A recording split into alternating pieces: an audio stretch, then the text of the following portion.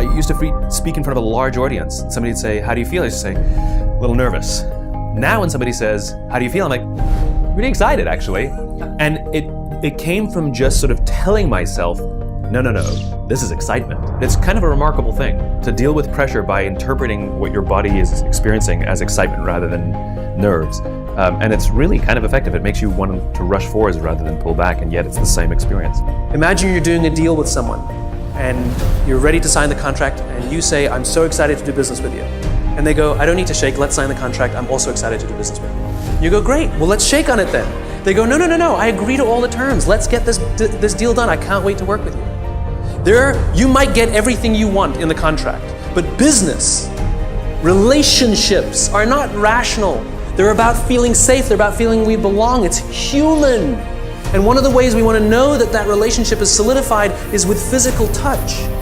Their simple refusal to touch you, to exchange that oxytocin, means one of two things will happen. You will either completely scuttle the deal or you will go into it nervous. Human bonds matter.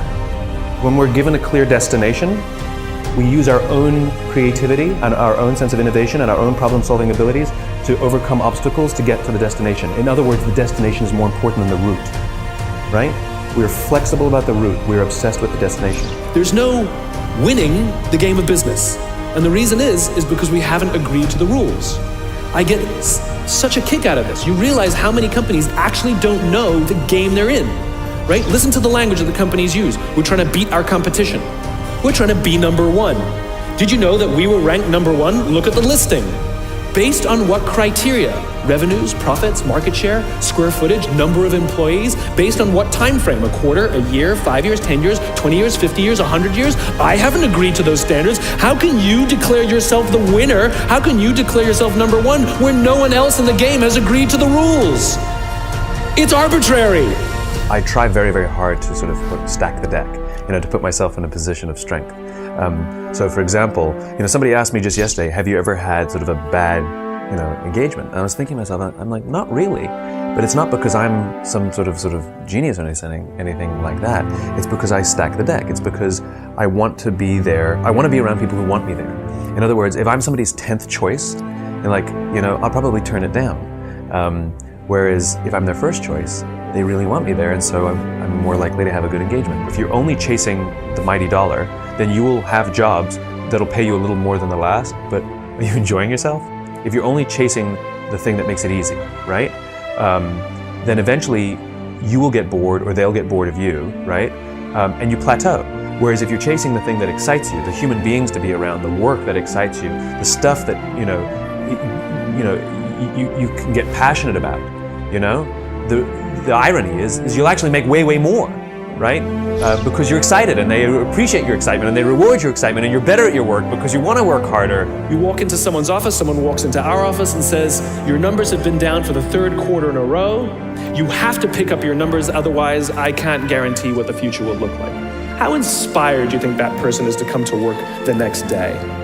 Here's what empathy looks like. You walk into someone's office, someone walks into your office and says, your numbers are down for the 3rd quarter in a row. Are you okay? I'm worried about you. What's going on? We all have performance issues. Maybe someone's kid is sick. Maybe they're having problems in their marriage. Maybe one of their parents is dying. We don't know what's going on in their lives. And of course it will affect performance at work. Empathy is being concerned about the human being, not just their output. 100% of customers are people.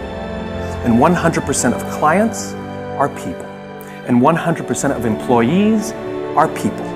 I don't care how good your product is, I don't care how good your marketing is, I don't care how good your design is. If you don't understand people, you don't understand business. The cost of leadership is self-interest. If you're not willing to give up your perks when it matters, then you probably shouldn't get promoted. You might be an authority, but you will not be a leader. Leadership comes at a cost. You don't get to do less work when you get more senior, you have to do more work. And the more work you have to do is put yourself at risk to look after others. That is the anthropological definition of what a leader is. This is why we're so offended by these banker boys who pay themselves astronomical salaries. It has nothing to do with the number. It has to do with the fact that they have violated a deep-seated social contract.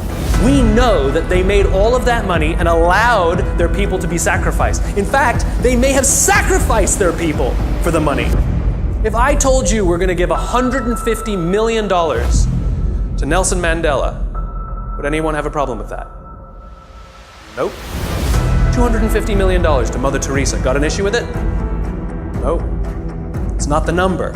It's not the amount of money they make. It's that we are deeply and viscerally offended that we know that we allowed them to have this alpha position and they did not fulfill their responsibility of the alpha. They're supposed to sacrifice themselves for us, never sacrifice us for themselves. This is why we're angry and offended and don't trust them. They fail. We live in a country with some of the best medical education in the world, some of the best medical systems in the world, some of the best doctors in the world, some of the best hospitals in the world, some of the best medicines in the world. Please explain to me why diabetes is on the rise, heart disease is on the rise, some cancers are on the rise. It ain't partially hydrogenated oils. Our jobs are killing us. And the people who are responsible are the leaders. Leadership is not a rank. Leadership is not a position. Leadership is a decision. Leadership is a choice. If you decide to look after the person to the left of you and look after the person to the right of you, you have become a leader.